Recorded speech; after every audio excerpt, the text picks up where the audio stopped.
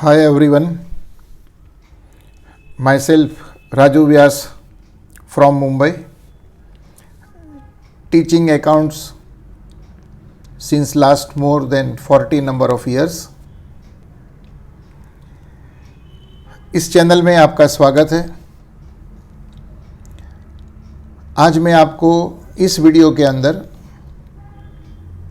खास FY जैसी students 11th के जो स्टूडेंट्स होते हैं, जो बुक कीपिंग बिल्कुल स्टार्ट करते हैं, कॉमर्स के students who just begin with the subject, उनके लिए मैं ये वीडियो लाया हूँ।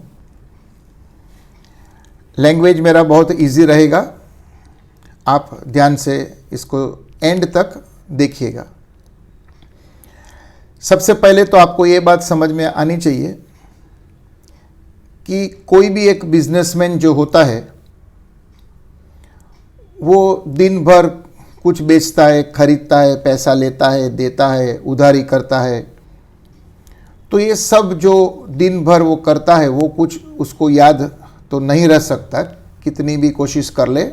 One person cannot remember entire days transactions taking place. तो ये जो बुक कीपिंग है, बुक कीपिंग यानी बुक्स ऑफ अकाउंट्स रखना, मेंटेन करना।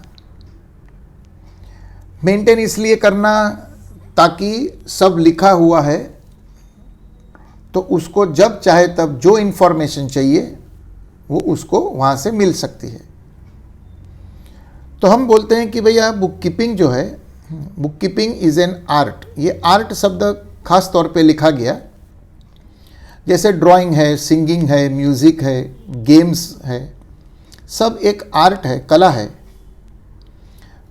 तो book keeping is an art of recording business dealings, और एक दूसरा इंपॉर्टेंट वर्ड है systematically in a set of books. मतलब ये कि आप बिजनेस के अंदर जो कुछ भी करते हो, लेते हो, देते हो, खर्चा करते हो, कुछ दो पैसा कमाते हो, ये सब आप सिस्टमेटिकली एक बुक्स ऑफ अकाउंट्स के अंदर, सेट ऑफ बुक्स लिखा है, देखा, उसमें आप अच्छी तरीके से उसको रिकॉर्ड करके रखिएगा। That is what we commonly call it as book keeping. ये प्रिलिमिनरी स्टेज है, ये शुरुआती दौर है। सबसे पहला एक वर्ड आता है ट्रांजैक्शन, यानी बिजनेस जो आप करते हो, whatever business you are doing, उसमें करते क्या हो, basically what are you doing. तो बोले it is exchange of goods और सर्विसेज बिटवीन टू पर्सन्स और पार्टीज फॉर मनी और money's worth is known as transaction. यानी कि हम कुछ देते हैं और उसके बदले में कुछ लेते हैं। तो ये जो एक्सचेंज हुआ between two persons, that is what we will call it as a transaction. अब जरूरी नहीं कि हम कुछ देते हैं वो दिखना चाहिए। हाँ, जैसे यहाँ पर लिखा है सर्विसेज, है ना। अब जैसे फॉर एग्जांपल हमने किसी बच्चे को पढ़ाया और उसने हमको फीस दिया, ट्यूशन फीस, ओके। तो हमने पढ़ाया, वो एक प्रकार का सर्विस था, एजुकेशन दिया उसको, उसके बदले में मैंने कुछ पैसा लिया। So that will be also considered as a transaction. तो जरूरी नहीं है कि मैं फर्नीचर बेचूं और सामने से पैसा लूं। तो मैंने फर्नीचर दिया और पैसा लिया, it is a transaction, no doubt, वो भी that is also a transaction.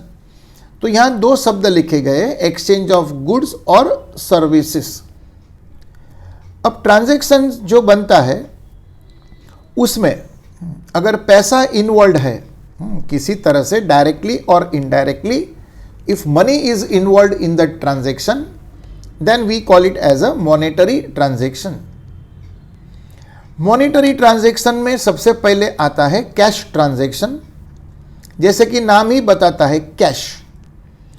तो transaction in which cash is paid और रिसीव्ड इमीडिएटली, यानी कि पैसा देते हैं या लेते हैं तुरंत।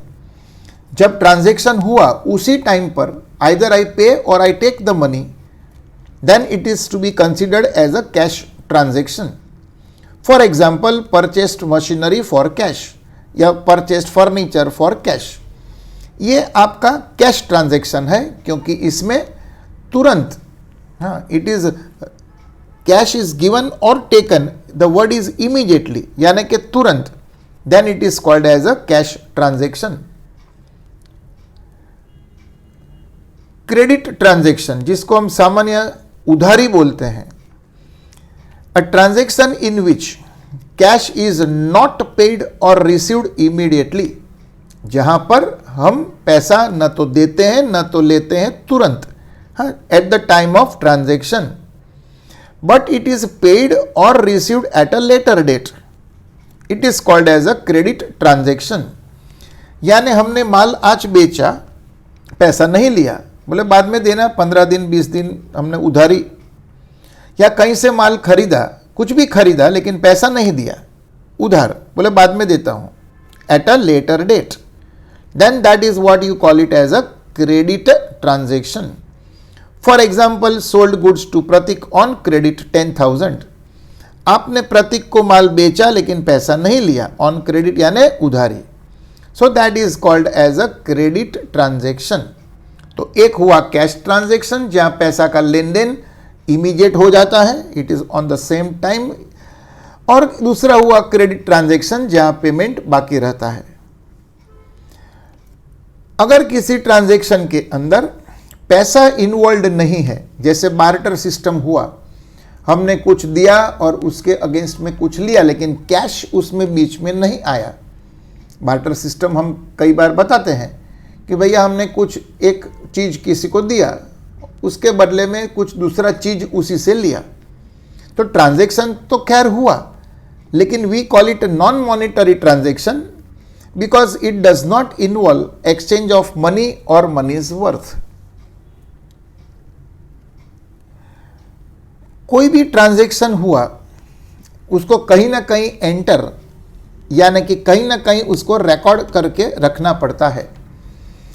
जैसे मैंने इंट्रोडक्शन में बताया कि एक बिजनेसमैन सब ट्रांजैक्शंस याद नहीं रख सकता, वो चाहे तो भी, even if he try, he cannot remember all the transactions, therefore he has to record it somewhere, कहीं ना कहीं उसको लिख के रखना होगा। तो कई बार एग्जाम में पूछते हैं कि what you mean bye an entry, एक मार्क दे देते हैं। तो recording of a business transaction in proper form in books of accounts is called an entry. हम जब जर्नल के अंदर एंट्री पास करते हैं तो हम उसको जर्नल एंट्री ऐसा बोल देते हैं। सो एंट्री मतलब जो ट्रांजैक्शन हुआ उसको आपने अच्छी तरीके से बुक्स ऑफ अकाउंट के अंदर एंटर किया या रिकॉर्ड किया, देन वी से it is an entry.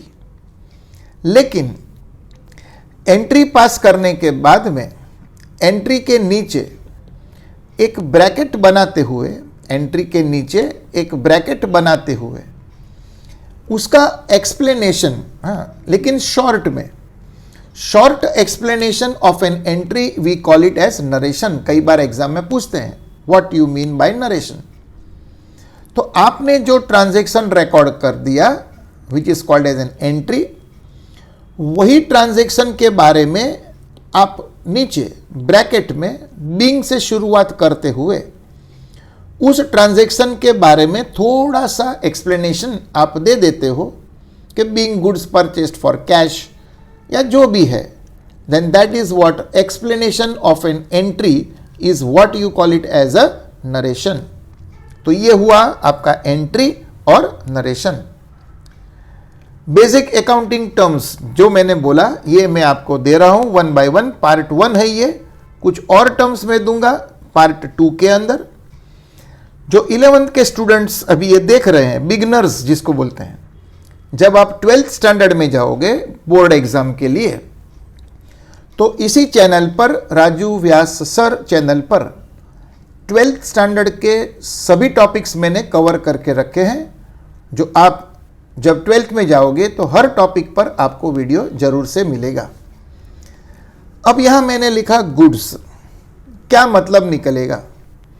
Goods means commodities, articles और things in which a trader deals, यानी के एक बिजनेसमैन जो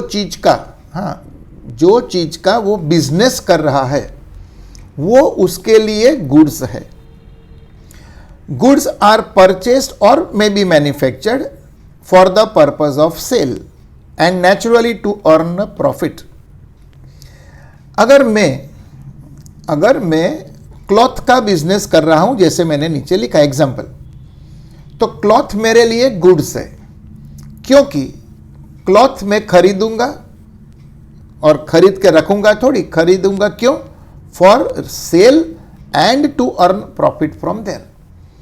तो जो चीज मैं खरीदता हूं, whatever I buy for the purpose of resale and to make some profit from there, it will be called as goods. तो एक फर्नीचर डीलर के लिए फर्नीचर गुड्स है, एक क्लॉथ मर्चेंट के लिए क्लॉथ गुड्स है, एक इलेक्ट्रॉनिक आइटम बेचने वाला शॉप है या डीलर है, उसके लिए इलेक्ट्रॉनिक आइटम्स गुड्स है. यानी कि जो आप बिजनेस करते हो, जिसमें आप डील करते हो, that product is to be treated या considered as goods for that businessman. Capital, देखो एक बिजनेस जो है, बिजनेस आज की तारीख में कोई भी शुरू करेगा तो सीधी बात है, बिजनेस के अंदर उसको कुछ ना कुछ पैसा लगाना होगा. अब एक बिजनेसमैन या प्रोप्राइटर या ओनर जितना पैसा बिजनेस के अंदर इन्वेस्ट करता है, whatever amount is invested into the business by the owner is what you will call it as capital. याद रखना, ये ज्योग्राफी वाला कैपिटल नहीं है. ज्योग्राफी वाला कैपिटल हम बोलेंगे दिल्ली इज द कैपिटल. ये आपका बुक कीपिंग एंड अकाउंटेंसी वाला कैपिटल है, जिसका मतलब होता है कि एक प्रोप्राइटर, एक ओनर अपने बिजनेस में कितना रुपया लाता है, कितना पैसा इन्वेस्ट करता है, that is what you will call it as capital.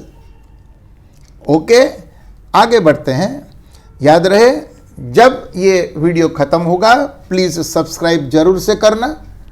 Subscribe में आपको देना कुछ नहीं पड़ता है, लेकिन आपको हमेशा नोटिफिकेशन आता है जब कोई नया वीडियो में अपलोड करता हूं. I hope you are understanding my very easy language. ये देखिए क्या लिखा है, ये हमने लिखा है ड्राइंग्स. अब ये वो ड्राइंग्स नहीं है जो आप सामान्यतः समझते हो.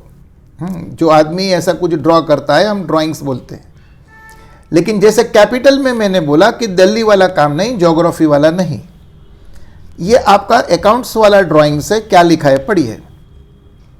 कैश और goods withdrawn by the owner, बोले तो proprietor, from the business for his personal use या private use is called drawings. यानी कि ये बिजनेस है आपका.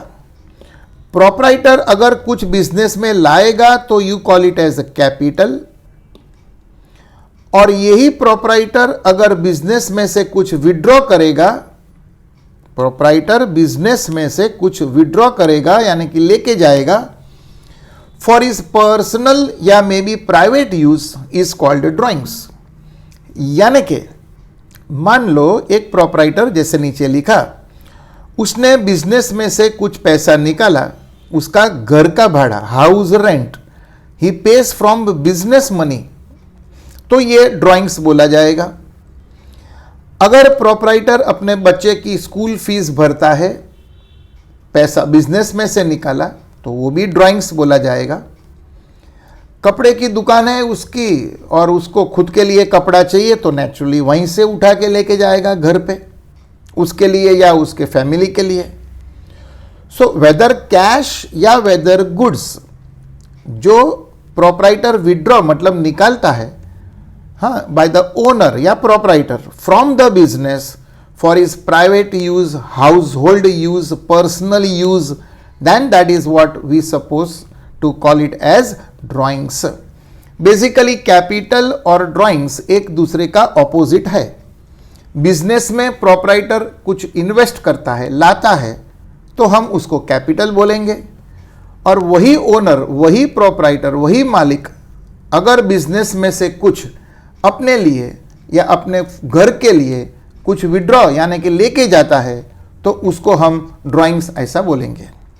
तो इस वीडियो में इतना ही। पार्ट 2 इसके पीछे आ रहा है, पार्ट 3 भी आ सकता है और ज़्यादा बेसिक अकाउंटिंग टर्म्स आपको बहुत अच्छी तरीके से इजी लैंग्वेज में बताया जाएगा।